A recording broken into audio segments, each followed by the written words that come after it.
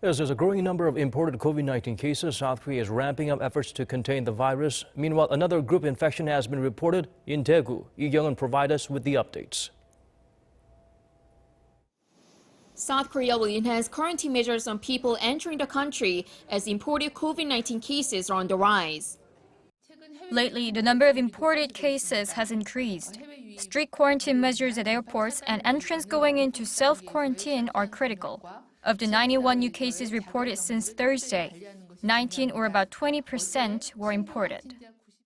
Saying this on Friday, the government announced that all passengers taking flights to South Korea will get fever checks, and those with fever higher than 37.5 degrees Celsius will be banned from boarding.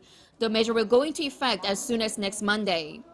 Meanwhile, to contain the virus from spreading into local communities, South Korea will also strengthen inspections on arrivals from the United States. Those with suspected symptoms will be quarantined at airports or nearby facilities to get tested, and once their test results come back negative, can they return home. But upon release, they're required to self-isolate for 14 days. Entrants without symptoms are free to go, but will still need to self-quarantine for 2 weeks.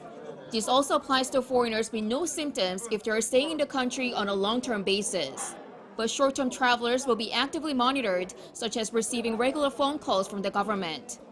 Meanwhile, in local communities, group contagion continues to be the main source of infection, with another cluster being reported in Daegu. 62 cases have been confirmed in Miju Hospital on Friday, mostly from patients.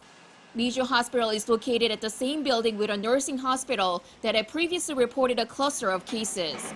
Currently, the 9th floor is under cohort quarantine or complete lockdown. On a brighter note, South Korea is reducing the total number of patients currently being treated. But to further improve the situation in the coming days, the government has once again urged people to actively maintain social distancing and stay 2 meters away from others when going outside. Kyung-eun, Arirang News.